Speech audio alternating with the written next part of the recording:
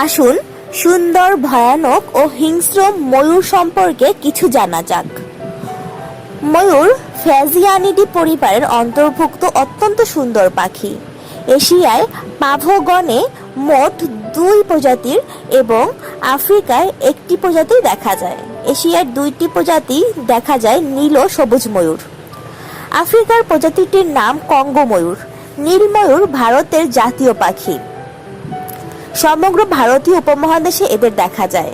পূর্বে বাংলাদেশে এরা বিস্তৃত থাকলেও এখন সম্ভবত বিলুপ্ত।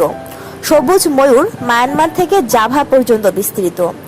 আশঙ্কাজনক হারে বিশ্বব্যাপী কমে যাচ্ছে বলে এরা বিপন্ন প্রজাতি হিসেবে বিবেচিত।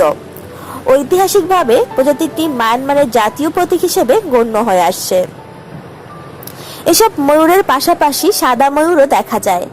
এদের দেহ শুধু সাদাই নয়, চোখও নীল। প্রকৃতপক্ষে নীল ময়ূরই সাদা ময়ূর জিনগত মিউটেশনের কারণে এদের এমনটি দেখায়।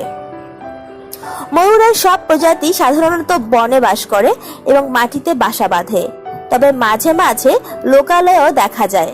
বিশেষ করে সংরক্ষিত এলাকায় এরা মানুষের খুব কাছে চলে আসে। এরা সর্বভোগ। চারা গাছের অংশ, কীটপতঙ্গ, বীজের খোসা, ফুলের পাপড়ি এবং ছোট ছোট সন্ধিপদ প্রাণী খায়। এরা ডিম পাড়ে ও ডিম ফুটে বাচ্চা হয়। ছোট বাচ্চাগুলো মুরগির বাচ্চার মতোই মায়ের সাথে ঘুরে ঘুরে খাবার খায়। বিপদ দেখলেই মায়ের ডানার নিচে এসে লুকায়। স্ত্রী ময়ূরকে আকৃষ্ট করার জন্য পুরুষ ময়ূর পেখম তোলে। এ কারণেই এরা অত্যন্ত আকর্ষণীয়। তবে ভারতীয় ময়ূরের মতো সাদা ময়ূরের পেখমে সোনালী পালক বা নীল রঙের বড় ফোঁটা নেই। সাদা ময়ূর সম্পূর্ণ সাদা।